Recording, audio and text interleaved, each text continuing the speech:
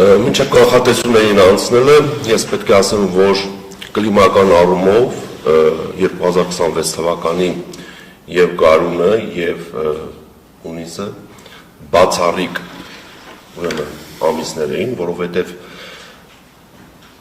հունվարից սկսած մինչև մայիս, այսինքն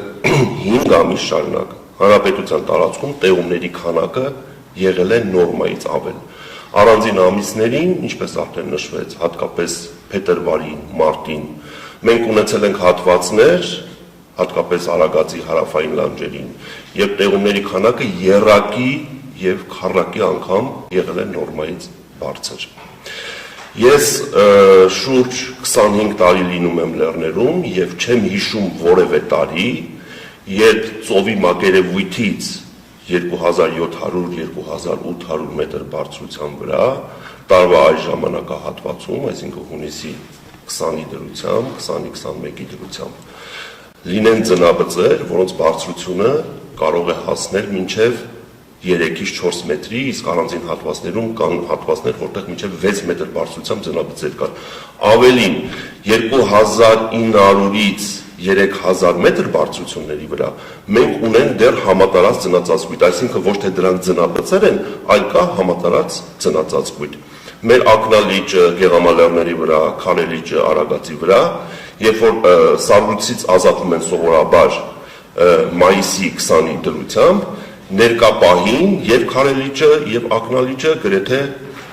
մեծ մասամբ դեռ սառցապատ են։ Հիմա անցնենք կանխատեսումներին։ Առաջիկա օրերի մասին եմ ուզում խոսել։ Պետք է ասեմ, որ այսօրվանից սկսած մինչև հունիսի 27-ը ներառյալ Հայաստանը գտնվելու է Սևծովյան ցիկլոնի ազդեցության գոտում, որը հատկապես շատ ակտիվ կլինի հունիսի 24-ին եւ հունիսի 27-ին։ Հունիսի 25-ին և 26-ին այն իր ազդեցությունը հիմնականում կթողնի Հայաստանի հյուսիսային և արևելյան շրջանների վրա։ Այսպիսով, հունիսի 24-ից 27-ը ընկած ժամանակահատվածում, հատկապես գիշերը և հետկեսօրյա ժամերին, երեկոյան ժամերին, հանրապետության շրջանների մեծ մասում կդիտվեն ամպրոպային բնույթի կարճատև անձրևներ ժամանակ առ ժամանակ, առանձին հատվածներում կրկին կտեղակ կարկուտ։ Այս ցիկլոնը իր հետ այսօր հունիսի 24-ին հյուսիս-արևմուտքից Սևծովի շրջաններից իր հետ բերել է ցուրտ օդային հոսանքներ եւ այսօր ցերեկային ժամերին երեկվա համեմատ հանրապետության ողջ տարածքում օդի ջերմաստիճանը կնվազի մոտ 4-ից 5 աստիճանով եւ Հայաստանի ամենատաք գոտիներում չի գերազանցի 30 աստիճան, այսինքն ամենատաք գոտիները որոնք են Սյունիքի հովտային գոտի, Տավուշի հովտային գոտի, Արարատյան դաշտ եւ Երևան։ Հունիսի 28-ից սկսած այս ցիկլոնը կկորցնի իր ուժը եւ տեղումները ժամանակավորապես կդադարեն։ Որոշակիորեն կնահանջեն նաեւ ցուտօդային հոսանքները եւ հունիսի 28-ից 30 ընկած ժամանակահատվածում հանրապետության տարածքում մի փոքր մոտ 2-ից 4 աստիճանով օդի ջերմաստիճանը կբարձրանա։ Հիմա խոսենք հուլիսի կանխատեսումների մասին։ Հուլիսը օդի ամսական միջին ջերմաստիճանը հանրապետության ողջ տարածքում կանխատեսվում է կլիմական նորմայի սահմաններում։ Տեղումների քանակը սպասվում է նորմայից ավել, այսինքն ունենալու ենք ոչ շատ շոգ եւ բավարար տեղումներով հունիս։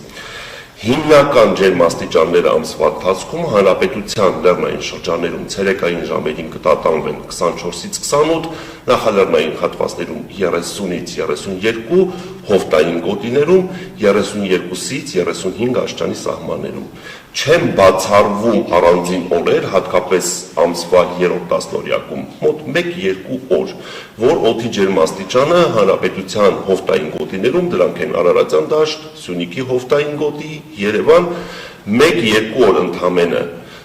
տատանվի 38-ից 40 աստիճանի սահմաններում։ Ընդհանուր առմամբ ամսվա մեծ մասը մենք ունենալու ենք հանրապետությունում կոմֆորտային ջերմաստիճան, ինչպես արդեն նշեցի։ Ուզում եմ անդրադառնալ վերջին օրերին, հատկապես հունիսի 19-ին եւ 20-ին հանրապետության հյուսիսային կեսում Շիրակ լոռի տավուշ դիտված կարգտահարության դեպքերին խոշոր տրամաչափի։ Մի շարք լրատվամիջոցներում տարածվում են լուրեր, որ կիրառվում է կլիմայական զենք եւ այլն, մեր հանրապետությունում նման կարգահարություններ չեն եղել, սա նախադեպ երևույթ է եւ այլն եւ այլն։ Բայց պետք է ասեմ, որ մենք վերջին հատկապես 5-6 տարիների ընթացքում եւ հատկապես Հայաստանի հյուսիսային շրջաններում մայիս-հունիս ամիսներին ունենում ենք նման խոշոր դրամաչափի կարգահարության դեպքեր, որը պայմանավորված է մթնոլորտի շրջանառության փոփոխությամբ, այսինքն ինչ փոփոխություն ունենք մենք մթնոլորտի շրջանառության մեջ։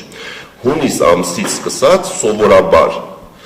Հայաստանում սկսում են գերակշռել արևադարձային տակոթային հոսանքները, բայց վերջին տարիներին մենք ունենք միջօրեականի ուղղությամբ շրջանառություն, այսինքն ինչ է նշանակում միջօրեականի ուղղությամբ շրջանառություն, որ հարավից ներթափանցած տակոթի ալիքը անմիջապես կարող է ընդհատվել հյուսիսից ներթափանցող ցուրտ օդային հոսանքներով։ Այդ ցուրտ եւ տաք օդային հոսանքների բախման արդյունքում առաջանում են մթնոլորտային ճակատներ։ Այդ մթնոլորտային ճակատներին էլ ցերեկային ժամերին գումարվում է վերընթաց հոսանքները եւ որը բերում է նման գերհզոր կույտ անձրևային ամպերի առաջացման, որը իր հետ բերում է խոշոր դրամաչափի կարգում։ Նաեւ պետք է ասեմ, որ վերջին 5-6 տարիներին Հանրապետությունում հաճախակի են դարձել պտտահողմերի դեպքերը, որը այդքան էլ բնորոշ չէ մեր կլիմայական պայմաններին եւ մենք վերջին 5-6 տարիներին հանրապետության տարբեր հատվածներում դա կլինի Շիրակ, կլինի Արագածոտն, կլինի Գեղարքունիք, ականատես ենք լինում պտտահողմերի, որոնք ասեմ, որ այդքան էլ թույլ չեն միջին ուժգնության